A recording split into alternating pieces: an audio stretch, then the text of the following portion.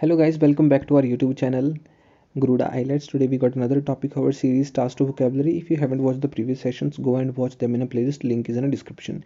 And this is going to the part second of our topic countryside and agriculture. Got it? तो अगर किसी की कोई inquiry है तो स्टडी वर्क और टूरिस्ट वीज़ा से रिलेटेड अपने डॉक्यूमेंट भेज देना immigration@gmail.com पे और टेलीग्राम चैनल डाउनलोड कर लेना अगर आपको फ्री PDF चाहिए एक रीडिंग लिसनिंग की। मोस्ट इंपॉर्टेंट गाइस, आपको मैं बीच में कहूँगा कभी, मेरे तो स्किप कर देते हो आप। आगे देखो, रूरल स्कार्सिटी वाइल्ड लाइफ और स्मॉल होल्डर्स। अभी हम चलते हैं, ये हमने डिस्कस कर लिया था। देखो, स्मॉल होल्डर्स कौन होते हैं? ऐसे फार्मर्स जिनके पास छोटी फार्म्स हो, छोटी ज़मीन हो, ठीक है, उनको बोलते हैं स्मॉल होल्डर्स। और worked on a project training small holders in South America and how to lobby political to reform politicians to reform. मतलब कि पॉलिटिशियंस को कैसे हम क्या कर सकते हैं, प्रेशर कर सकते हैं कि भाई हमारे लिए कुछ रिफॉर्म लेके आओ। ऐसा कुछ साउथ अमेरिका में हुआ था, ठीक है, स्मॉल होल्डर्स ने करा था। फॉर एग्जांपल की देखो गाइस, एक चीज़ और होती है, अगर मैं आपको बताऊं फॉर एग्जांपल कि भाई एक बंदा है, उसके पास 1 किला है, 2 किले हैं, 1 किला है, 2 किले हैं, 1 किला है। क्या करते हैं कि ये सारे के सारे किसान, ये है ना, ये 1 2 3 4 और ये बंदा, ये पांचों इकट्ठे होते हैं। अब इनके पास कितने किले हो गए? ठीक है, 2 और 2 4, 4 और 3 7 हो गए। तो अभी क्या करेंगे, ये सारे के सारे बंदे इकट्ठा होके अपना ट्रैक्टर लेंगे, अपना सब कुछ लेंगे और 7 किलों को इकट्ठा जोतेंगे, ठीक है। और पर किला, मतलब ये ऐसा नहीं है कि भाई इस किले में कितना हुआ, इस किले में कितना हुआ तो वो उस बंदे को मिलेगा, नहीं। इन सभी का इकट्ठा होगा और उसके हिस्से डिवाइड हो जाएंगे, जितने जितने जिसके पास किले हैं। अगर इसके पास 2 थे तो उसका दूसरा हिस्सा, अगर उसके पास 1 था तो उसका वो वाला हिस्सा, वो वाला हिस्सा, ऐसे मिल जाते हैं, ठीक है। ये एक बहुत अच्छा मॉडल है, मतलब यहाँ महाराष्ट्र में, और अगर आपको बताएं असम साइड, ये बहुत ज़्यादा, मतलब बहुत इसको बहुत लोग फॉलो करते हैं ये मॉडल को। The wider economy, wider economy का मतलब होता है national economy in a country. The national economy in a country, उसको बोलते हैं wider economy. My business is growing despite the decline in the wider economy. भाई जो नेशन की इकॉनमी है वो, उसमें तो गिरावट आ रही है, लेकिन मेरा बिजनेस ऐसे से ग्रो कर रहा है। ऐसा हो जाता है कभी कभी। टू एफ्लिक्ट वाइडर इकॉनमी आप लिख सकते हो, एक और लिख सकते हो। वाइडर इकॉनमी का मतलब एक चीज़ और भी होती है कि जिसमें इकोनॉमिक पर्सपेक्टिव ज़्यादा हो। इकोनॉमिक पर्सपेक्टिव का मतलब हो गया कि भाई फॉर एग्जांपल किसी एक देश की इकॉनमी पूरी की पूरी डिफेंस के ऊपर टिकी हुई है। जैसे अमेरिका जैसी कंट्री है, वो क्या करती हैं, वो कुछ भी नहीं देती दूसरों को, वो डिफेंस देती हैं ना। रशिया जैसी कंट्री है, वो डिफेंस देती हैं कि भाई तुम ये जहाज़ खरीद लो, तुम ये मिसाइल खरीद लो। अगर आप उनसे वो खरीदना बंद कर दोगे तो इनकी इकॉनमी बहुत ज़्यादा कोलैप्स होनी स्टार्ट कर देगी, ठीक है। बहुत सारी कंट्री जैसे इंडिया लगा लो, इंडिया एक एग्रीगेरियन सोसाइटी है, ठीक है। तो हमारे यहाँ से बहुत ज़्यादा क्या होता है, जो खाने पीने की चीज़ें वो एक्सपोर्ट होती हैं। तो अगर ये चीज़ें एक्सपोर्ट होना बंद हो जाए तो हमारी इकॉनमी डाउन होने की कगार पे आ सकती है। फॉर एग्जांपल जैसे ईरान, इराक हो गया ना, लीबिया हो गई, ये सारी की सारी कंट्री कैसी हैं? ये सारी की सारी कंट्री बेचती हैं ऑयल। अगर इनसे कुछ ऑयल खरीदना बंद कर दे तो ये सारी की सारी कंट्रीज़ का इकॉनमी डाउन हो सकती है, ठीक है। ऐसा होता है जब एक्सपोर्ट बंद हो जाए। टू एफ्लिक्ट का मतलब होता है to effect, used for a problem और अ डिसीज़। टू इफेक्ट, किसी used for a problem, problem के लिए और डिसीज़ के लिए इसको यूज़ करते हैं, जिससे हमको इफेक्ट, हमको क्या हुआ, प्रभावित हो जाए हम उस प्रॉब्लम से या फिर उस डिसीज़ से। Many forest in my area are afflicted by wood disease which attack the tree. हमारे जो एरिया है वहाँ पर वुड डिसीज़ आ चुकी है, जिससे क्या हो गया, बहुत सारे जो फॉरेस्ट हैं वो अफेक्ट हो गए, एफ्लिक्टेड हो गए, ठीक है। एफ्लिक्टेड होने का मतलब affected in a bad way. Wait an minute guys. Okay, so मैंने ब्राइटनेस ऑन करी क्योंकि शायद मेरे को लग रहा था कि स्क्रीन रिकॉर्डिंग में कोई प्रॉब्लम ना हो जाए। एनिमल हस्बेंड्री का मतलब क्या होता है? The skill of keeping A animal, skill of keeping animal. For example कि भाई हमारे, देखो हमारे यहाँ तो सारी सभी के पास स्किल है। अगर आप कंट्री साइड में चले जाओगे तो सभी के पास आपको गाय भैंस तो मिल ही जाएगी, ठीक है। तो उसको बोलते हैं एनिमल हस्बेंड्री। हालांकि उसको नहीं बोलते, एनिमल हस्बेंड्री का मतलब होता है कि जब आपके पास ज़्यादा मात्रा में गाय भैंस होने लग जाए तब की बात है। My sister studied animal husbandry at a college and enjoyed it enormously. मेरी सिस्टर ने एनिमल हस्बेंड्री स्टडी करी है, उसको बहुत ज़्यादा, मतलब इस चीज़ को पढ़ने में बहुत मज़े आते हैं, ठीक है। फॉर एग्जाम्पल कि आपके पास 50 गायें हैं, आप कोई डेयरी फार्मिंग चला रहे हो तो उसको एनिमल हस्बेंड्री बोल सकते हैं। एनिमल हस्बेंड्री बहुत अलग अलग टाइप की होती है, जैसे फिशरीज़ होती है, ठीक है, फिश मतलब कि मछली पालन होता है।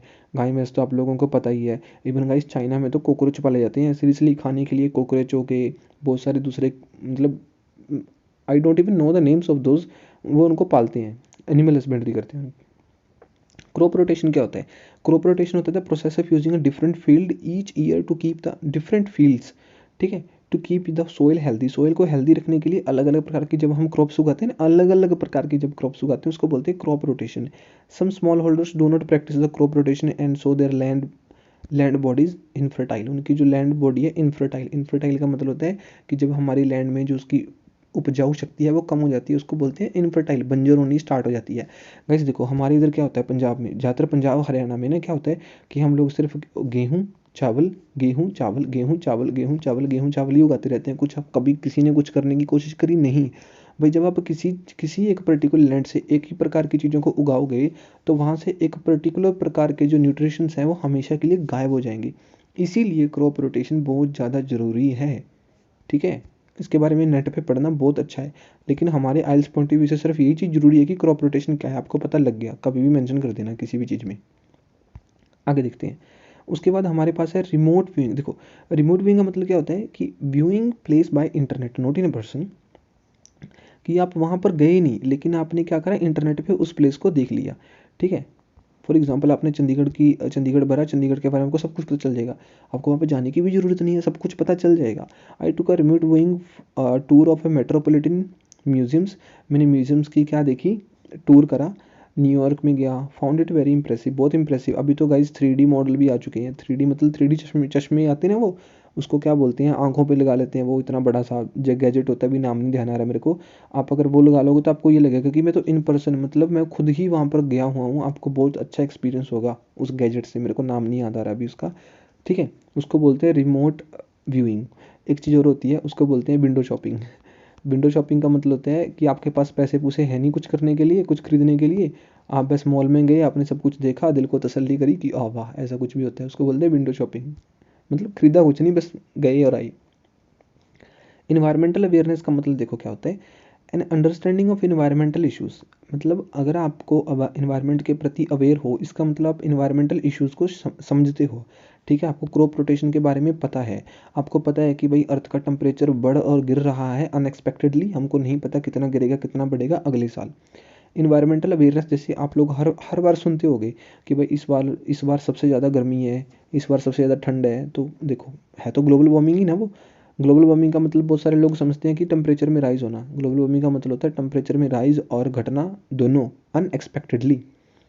Environmental awareness is a part of school curriculum these days for the most of the children. भाई ज़्यादातर चिल्ड्रन के लिए ये इन्वायरमेंटल अवेयरनेस प्रोग्राम होना चाहिए करिकुलम में, अगर है तो अच्छी बात है, नहीं तो होना चाहिए।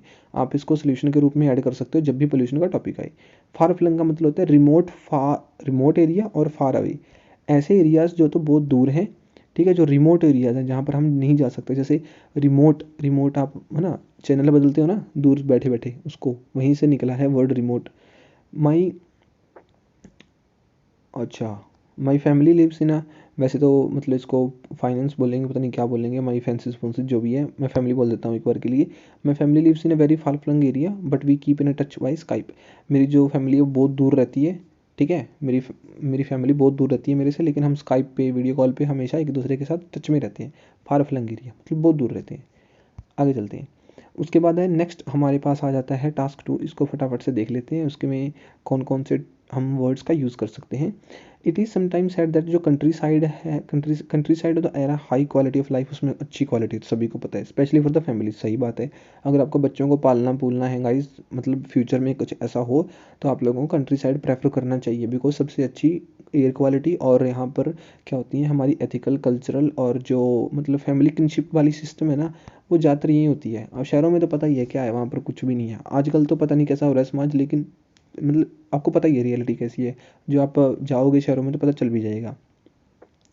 What are the arguments for and against the family choosing to live in the work in the country side.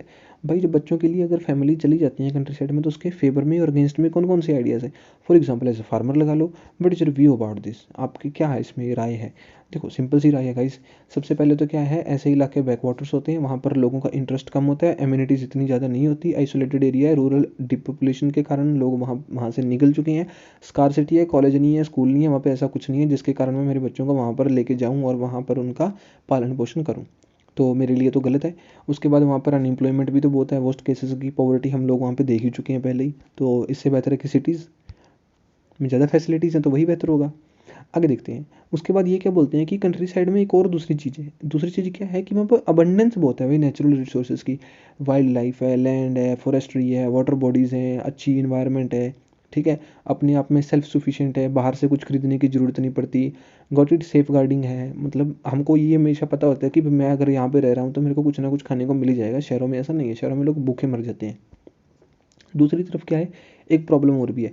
Problem ये है कि भाई हमको मतलब थोड़ा सा अवेयर करना चाहिए लोगों को। अवेयर किस में, क्रॉप रोटेशन में, इरिगेशंस में, टेक्नोलॉजी के जरिए, ठीक है। और दूसरी अच्छी बात है कि भाई कल्चरल हेरिटेज होता है गाँव में, बहुत अच्छी बात है।